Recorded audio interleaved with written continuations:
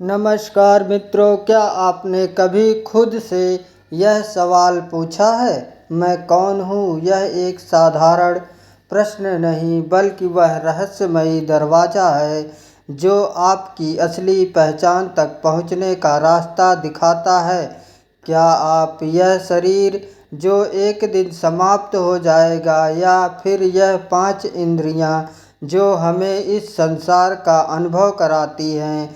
क्या आप मन हैं जो हर पल बदलता रहता है, या बुद्धि जो तर्क करती है? आपने कभी सोचा है, जब आप कहते हैं मेरा शरीर, तो इसका अर्थ क्या हुआ?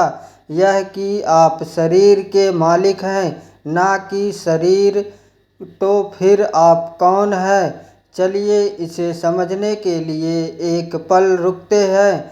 कल्पना कीजिए, आप गहरी नींद में हैं। उस समय ना तो आप अपने शरीर के बारे में सोच रहे हैं, ना अपने विचारों के बारे में, फिर भी आप हैं। तो वह कौन है जो सब कुछ बंद होने पर भी मौजूद रहता है? यही सवाल हमें हमारी आत्मा तक ले जाता है।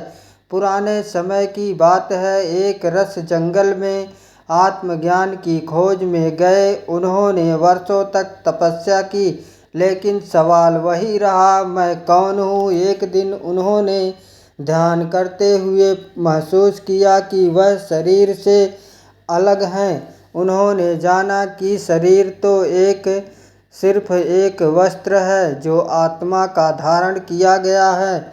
उन्होंने समझा कि मन और बुद्धि भी केवल उपकरण है जो आत्मा की सेवा में है।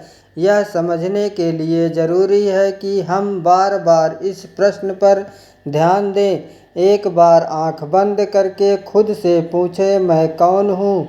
क्या मैं वह विचार हूँ जो अभी मेरे दिमाग में चल रहा है? नहीं, क्योंकि यह विचार हर पल बदलते रहते हैं। तो फिर क्या मैं वह भावनाएं हूँ जो मुझे प्रभावित करती हैं? नहीं, क्योंकि वे भी अस्थायी नहीं हैं। इस सवाल का जवाब तभी मिलेगा जब हम अपनी चेतना के गहरे स्तरों में प्रवेश करेंगे। आत्मा को जानने के लिए हमें ध्यान करना होगा। रोज सुबह ब्रह्म मुहूर्त में कुछ पल शांत बैठकर गहरी सांस लें और खुद से यह सवाल पूछे।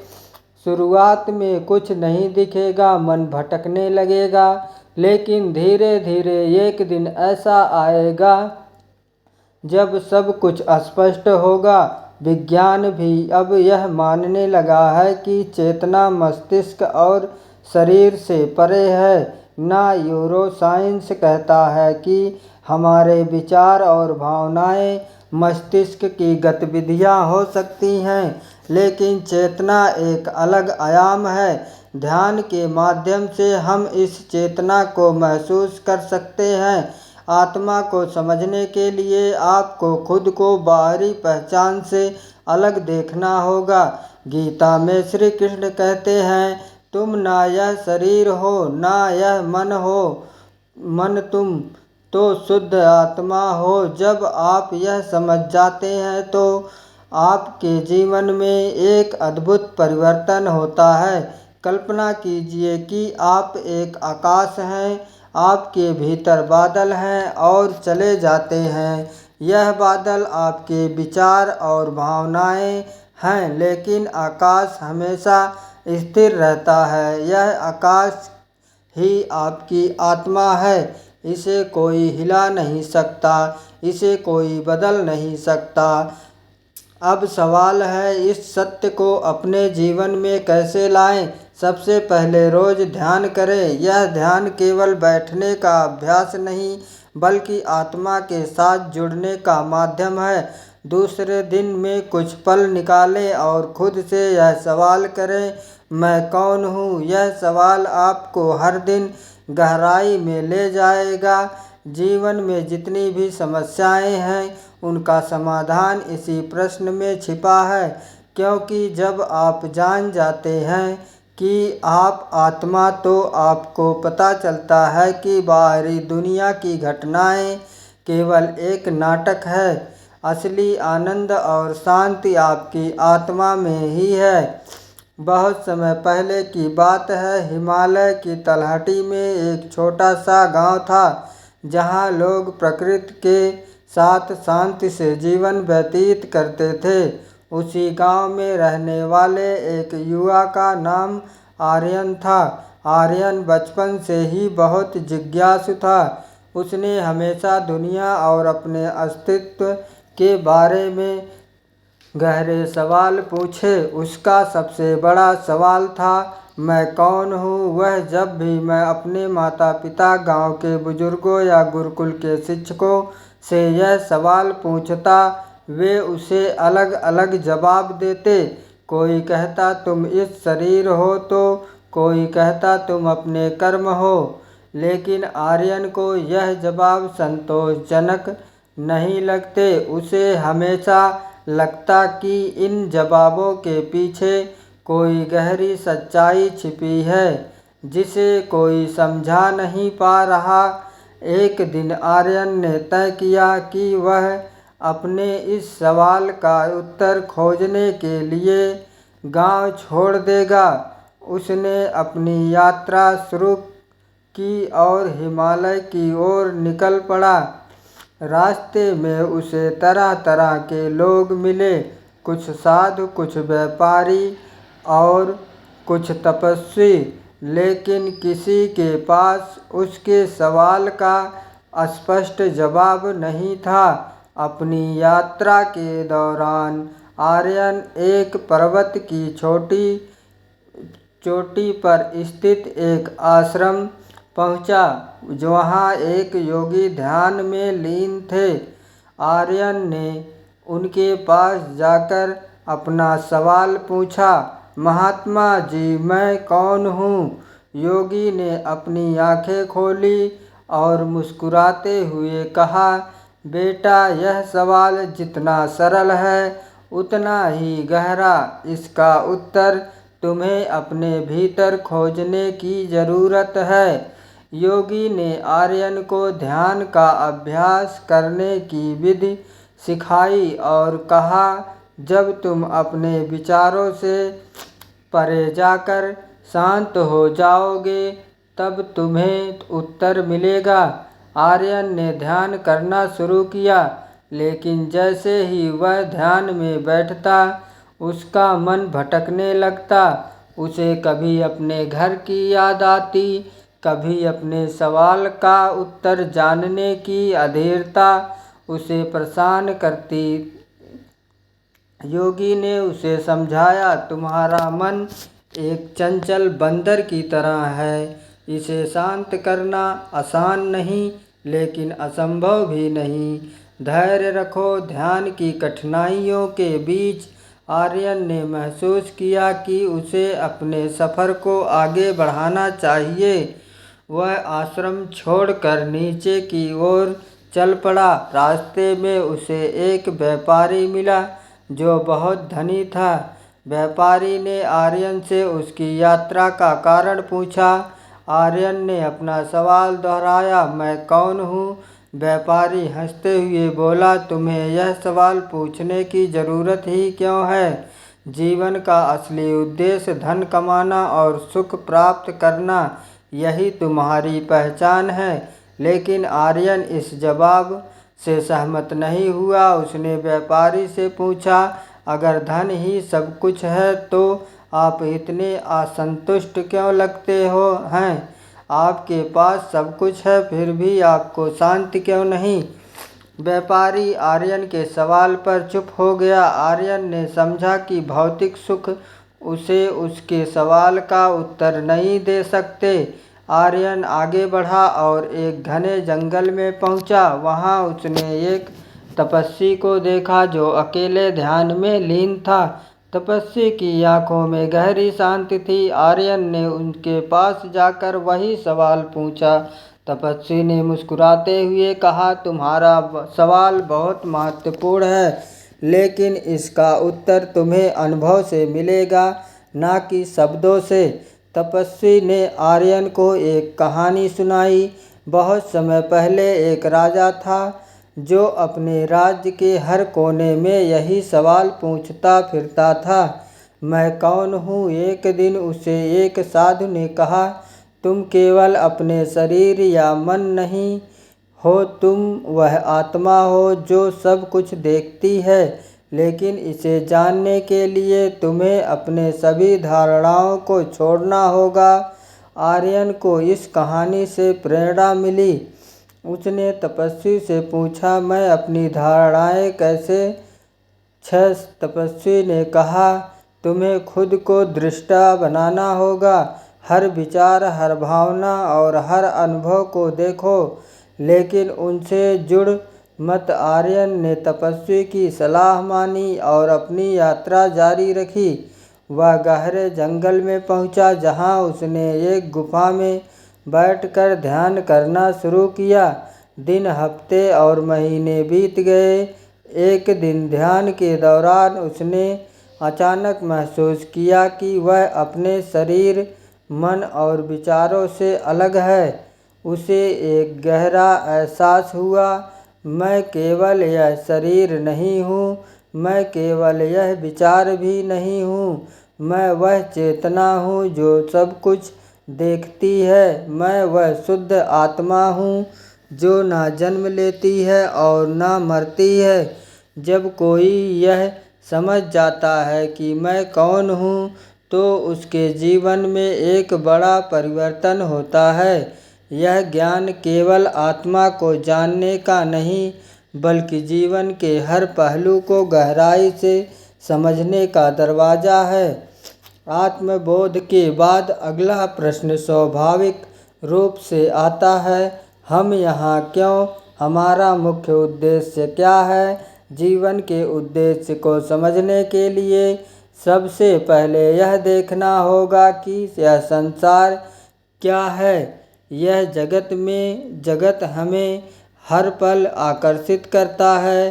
धन, संबंध, सफलता और प्रतिष्ठा की चाह में हम भागते रहते हैं। लेकिन जब आत्मज्ञान का प्रकाश हमारे भीतर जागता है, तो यह सब बाहरी खेल मात्र लगने लगता है, क्योंकि यह सब कुछ नश्वर है। यह दुनिया बदलती रहती है और हर बदलाव के साथ हमारी इच्छाएं और लक्ष्य भी बदलते हैं।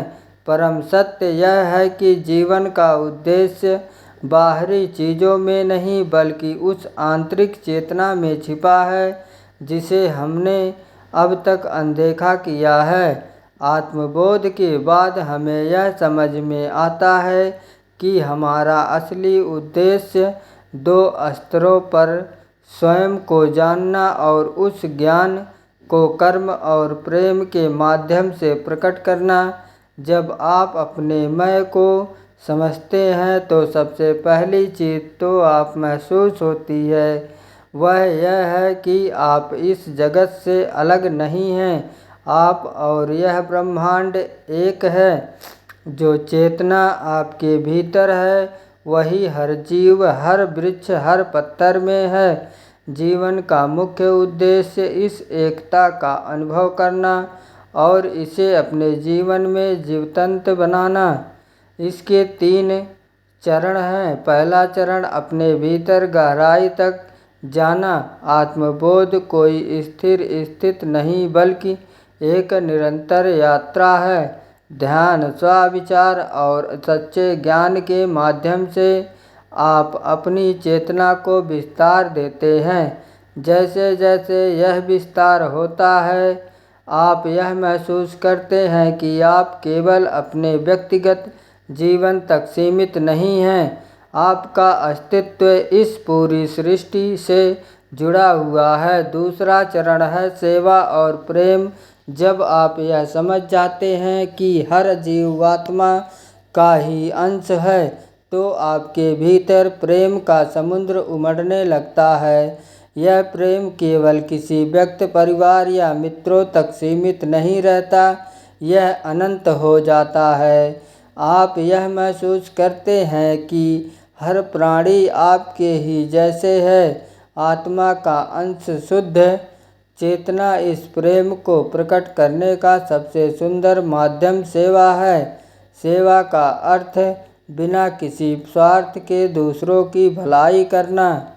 जब आप सेवा करते हैं तो आप अपने अस्तित्व के असली उद्देश्य को पूरा कर रहे होते हैं। तीसरा और अंतिम चरण है अपने जीवन को सत्य, प्रेम और करुणा का माध्यम बनाना। जीवन का उद्देश्य केवल स्वयं की मुक्ति नहीं बल्कि दूसरों को भी इस सत्य की ओर ले जाना है। जब आप अपने जीवन को एक उदाहरण बनाते हैं तो लोग आपसे प्रेरणा लेते हैं। आपका जीवन एक जीवित संदेश बन जाता है। यह सब सुनने में सरल लगता है लेकिन इसे जीना उतना ही कठिन है, क्योंकि हमारे भीतर पुरानी आदतें, इच्छाएं और स्वार्थ छिपे होते हैं। आत्मबोध के बाद हमें अपने भीतर इन पर विजय पानी होती है। यह जीवन एक और बड़ा उद्देश्य है। एक कहानी है। एक बार एक साधक ने अपने गुरु से पूछा, गुरुदेव, आत्मज्ञान के बाद क्या करना चाहिए? गुरु ने मुस्कुराते हुए कहा, आत्मज्ञान के बाद असली यात्रा शुरू होती है।